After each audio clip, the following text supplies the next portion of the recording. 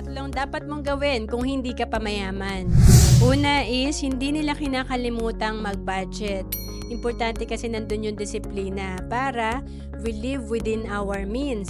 Ibig sabihin, mas maliit sa kinikita natin yung ginagastos natin. And then pangalawa, hindi sila nangungutang.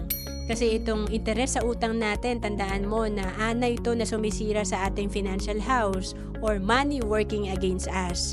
And pangatlo, hindi sila bumibili ng mga bagay na bumababa ang halaga. Importante pag tayo ay may naitabing savings, kung gusto nating mapalago, ma-invest natin to, dapat yung tumataas yung value. Kasi madalas yung iba napupunta sa expense, yung kanilang kinikita. So ito yung asset na pwedeng investment sa real estate, sa mutual funds, sa stocks, sa mga healthcare na may investment para lumago ang ating pera. To know more about savings and investment, message mo lang ako sa FB, Roanne Celis Capistrano.